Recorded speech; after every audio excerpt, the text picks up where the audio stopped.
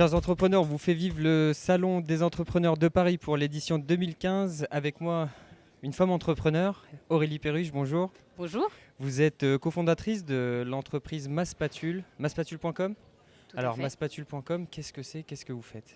Alors masspatule.com, c'est un site qui propose c'est un site de vente d'ustensiles de cuisine en ligne pour tous les amoureux de la cuisine.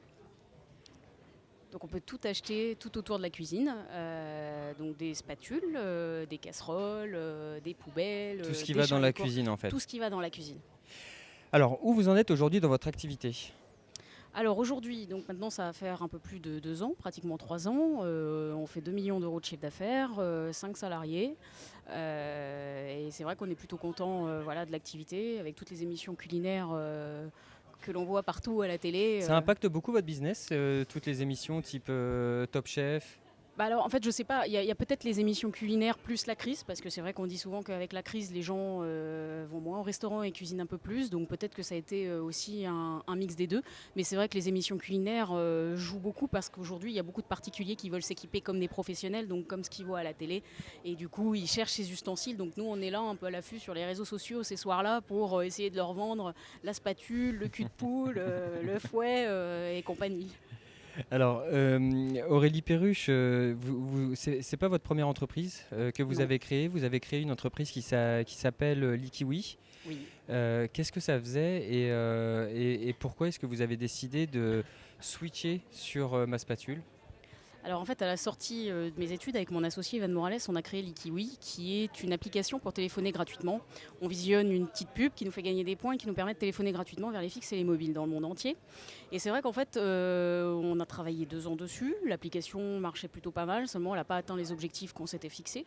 Et du coup, en même temps, je me suis posé la question je voulais acheter des ustensiles pour mon appartement, et je me suis dit si je veux acheter un CD je vais à la Fnac, mais si je veux acheter des ustensiles un peu sympas, design, colorés, je vais où? J'avais pas la réponse, et donc en fait on s'est dit bon, la non atteinte des objectifs plus ce nouveau projet, on s'est dit est-ce que c'est pas le moment de entre guillemets rebondir dessus et créer cette nouvelle société qui paraissait dans la tendance du moment avec les émissions culinaires qui commençaient tout juste.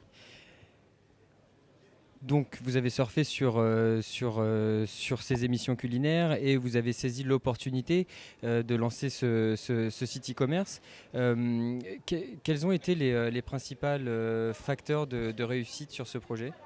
Alors c'est vrai que pour ce projet, on est parti un peu à l'envers, c'est-à-dire qu'en fait on s'est dit on va d'abord tester le marché.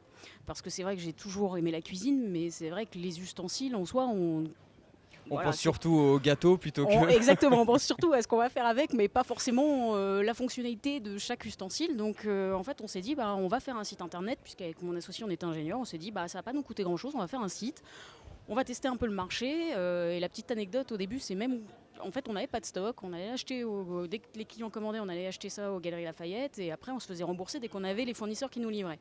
Et du coup, comme ça en fait mine de rien, ça nous a permis de tester déjà s'il y avait un marché, Ouais. et s'il y avait un marché, quel était ce marché. Et du coup on a vu très vite qu'en fait ça prenait beaucoup d'ampleur, et on s'est dit bon on va vraiment lancer l'entreprise, on va avoir des fournisseurs, on va avoir du stock, et là d'autres problématiques se sont posées. Alors justement, ces problématiques, quelles sont les difficultés? Parce que je suis sûr que vous avez rencontré des difficultés que vous avez pu rencontrer dans votre parcours d'entreprise. La première difficulté, ça a été le stockage, parce qu'en fait c'est vrai que il faut bien stocker les ustensiles qu'on achète, et du coup en fait ça a été dans mon garage. Donc c'est vraiment le mythe du garage où au début on dit l'entrepreneur est seul dans son garage, mais c'était vraiment ça.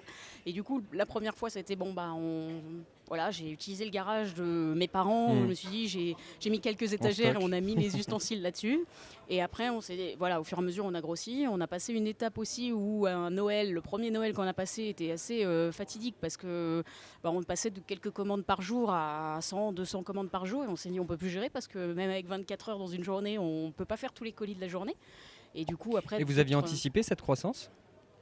En fait, celle-là, non, parce qu'en fait, on s'est dit, bon, on a quelques commandes, voilà, on a quelques commandes par jour. On se dit Noël, ça doit être un peu plus, mais pas autant. Et on n'avait pas anticipé enfin voilà, ce pic finalement qui intervient chez beaucoup de commerçants. Et effectivement, ça a été assez. Aujourd'hui, on en rigole, mais à l'époque, on rigolait moins. Allez, Aurélie Perruche, c'est la dernière question. Quel futur pour votre entreprise? Alors cette année pour Maspatule, on est en train de créer un site en fait de vente d'ustensiles professionnels dédié uniquement aux professionnels du métier, donc hôtellerie, restaurant, cantine, etc. Et après, ça sera l'international. L'international. Tout à fait. Prochaine grosse étape, vous avez commencé par quel pays?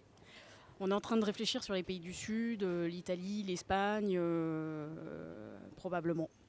Eh bien écoutez, on vous souhaite tout le succès du monde, partout dans le monde. Merci beaucoup Aurélie Perruche, je rappelle que vous êtes cofondatrice de Maspatule et nous sommes ici au Salon des entrepreneurs de Paris.